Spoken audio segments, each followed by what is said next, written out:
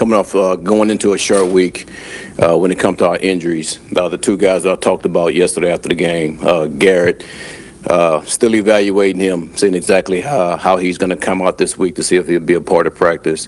AZ will be out. He's in the concussion protocol, so he'll be out this week. Other than that, I think that we came out pretty well with everybody else. When it comes to the game, again, tough, hard-fought game. Special teams did a hell of a job of making plays, but there were some underlying things that really didn't show up on the stat sheet. Just how well our guys played in the other phases when it comes to special teams, as far as coverage and things like that, and the way that our punter punted the heck out the ball in his net putting. So those things collectively as a group, special teams did a hell of a job. Obviously on offense, there's some things that we got to clean up, but I thought our guys were gritty, tough. Ran the ball well against a team that doesn't allow teams to run the ball on them. So I thought that was really good by our O-line, running backs, and our receivers blocking. When it comes to our defense, I thought our guys stepped up and made the plays when they need to make them. Obviously, man, the sacks was outstanding, and the way the guys rushed together as a unit really showed up in the game. And I thought our coverage was good for the most part. There were some things that we got to clean up in that aspect also. We had one busted coverage when it came to the red zone, but we'll get that cleaned up with the communication with all the guys. So other than that, I would say this: please don't ask me anything about the quarterback, because I'm not going to tell you, and I don't want to waste my time when it comes to that. When it comes to who's starting. So, any other questions? On Garrett, Aaron, does that mean some imaging he's going to get on his knee today? When you say evaluating, is it? Yes. We go through that whole process as far as imaging, get them checked out by the docs before we really stamp like what the issue is. So, again, hopefully he'll be good to be able to play this week, but I don't want to stamp that just yet. Aaron, watching, he was on the bike. He was on the bike during the game. Was that a case where there was a chance that it's not anything serious, that he was just kind of working through it? Again, I want to say exactly what the docs say before I stamp anything as far as that. But usually when you have that situation, adrenaline's going during the game, but after the game, everything kind of slows down. And again, I want to see what the docs say. Aaron, after watching the tape, how would you evaluate the way Justin played yesterday? You know what? Collectively, as an offense, I think we did some good things. The thing is, when you get two returns like that on special teams, the offense doesn't have a good amount of plays, especially in the passing game. We only threw 11 passes. I think he was 6 of 11. Obviously, there's some things that we got to clean up there, but there are also some good things that he did. I know he threw the one pick. I would say this: I was happy that he tried to force the ball, get the ball downfield in that situation. I thought Cleveland did a hell of a job in that coverage. They ran this inverted two where the safety would end up being the middle runner, and I thought they did a good job with that. Aaron, I'm not going to ask you specifically about who's starting, obviously, because you don't want us to do that. But I am curious: is this like a week by week, day by day thing for you? Because it is unusual, having led you guys or helped lead you to 2 wins in a row. Is this a constant evaluation? I guess is what I'm asking. Well, I keep telling you guys, between the players and myself, we know exactly who's going to be the quarterback. I mean, I just don't have to tell you guys that. I understand that, but I mean, what goes into that is what I'm asking. They practice. Really? Yeah.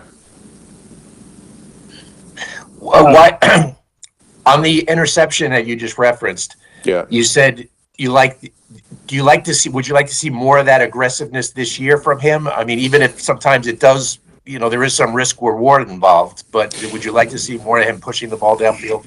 Well, that's something that Justin even said. I even said that, man, it's a being controlled but being aggressive. And I thought that was one of the times where, man, he saw Garrett coming on the deep dig route. But again, the safety did a really good job of showing middle close like it was cover 3, but he ended up being the insert player in that situation. And I thought he went to go try to make a play, So absolutely, you want to be aggressive, but you also don't want to be reckless. I think he said that several times. AG, what did you think about the play, your offensive line yesterday? And also, we were encouraged by the fourth quarter where Cleveland knew you guys were going to try to run the ball and you were able to get it done. Yeah, it was. Listen, I was really excited about that because when you look at what Cleveland was doing, they ran a ton of cover zero to where they had no middle field safety. Everybody was in the box, and man, you give credit to the O line by really getting knocked back and allowing Brees not to be touched for 3 yards. And when he did get tackled, he actually fell for 2, so that was a 5-yard gain. But I'll also say, man, Brees did a hell of a job of making something out of nothing for the most part. Because when you play cover zero, that could be an unblocked players, and Brees did a hell of a job making one guy miss and actually getting the crease and making plays. So it was a combination between the O-line making their blocks in certain situations and then Brees, man, being Superman and making some of those plays. So I was excited about that and happy about the way they did that.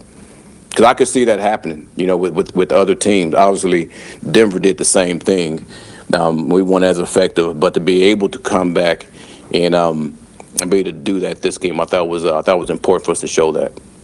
Aaron, obviously you got the win, but how sustainable is it when your quarterback has only 12 yards passing going into the fourth quarter? And I think he only completed 2 passes that went past the line of scrimmage all day. Yeah, well, again, he only threw 11 passes. And here's what I tell the coaches and players. As coaches, man, we coach to win the game. As players, you play to win the game, however that may be. And sometimes it's not pretty for fantasy players. Sometimes not pretty for the media. The only thing that matters is how we do it. And the W is all that matters. So it's a by any means necessary type of league. And, my plan is to continue to coach to win the game, however that may be. And we're going to continue to do that. Does there become a concern, Aaron, that teams don't respect your passing game at all and will say that one more time? Well, is there a concern about teams not respecting your passing game and stacking it even more? I mean, you just referenced Brees, how he did a lot of Superman type things yesterday. Yeah, Absolutely. Absolutely, and that's when we got to make teams pay. And again, we only had 11 shots of it yesterday.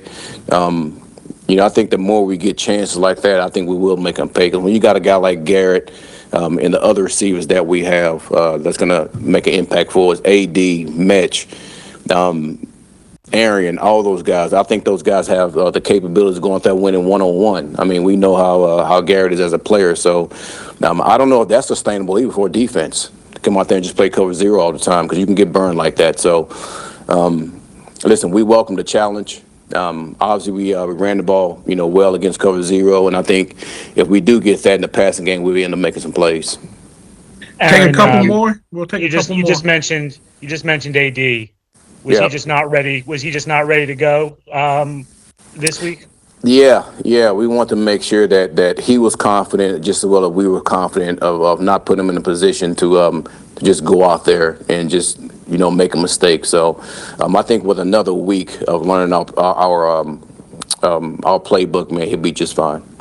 AG, you got a lot of shuffling pieces in the secondary right now. Yeah. How did the guys respond yesterday? And you talked about Malachi stepping up as far as that leadership and the communication role, and then also what's it going to look like on the outside moving ahead without AZ? Well, that's when you play with a certain brand, I think it overcomes injuries and adversity. And no matter who steps in the spot, they know exactly how we play. So Brownlee came in and ended up playing corner for us. Malachi ended up moving down to the nickel. I.O. ended up playing the safety for us. Even Dean, a guy that's been on our practice squad that we signed recently, came in and had a chance to play, and we had our dime packages. So listen, I make no excuses when it comes to injuries and things like that, because I just focus on our brand of play, and everybody understand exactly how we do that, and expect to go out there and play at a high level. Can you talk about Last one from Rich. you're facing obviously a very red hot team right now. A team that a year ago was down on its luck and turned it around. Can you talk about how they did that and how it shows maybe in this league that 1 year doesn't necessarily run into the next, how things can be flipped? Yeah, that's a really good point, because I think they went to the off season and they went and got a lot of guys that can help them be successful. Obviously, Williams, the D tackle that was in Philly, when he got Carlton Gray, I got it. I'm very familiar with. And they brought a lot of those guys. I mean, Mac Hollins, this is a guy that I just started looking at today, the toughness he brings at the receiver spot and his ability to make these big plays. And, man, the quarterback is playing at a very, very high level, so, and I think they're creating more explosive plays than any team in the league this year. So you have a combination of that, and I think Vrabel has done a really good job of getting that team to buy into what he's trying to do. So absolutely, you can make a huge change within a year, and I think he's done a good job of that along with the players that he's gotten.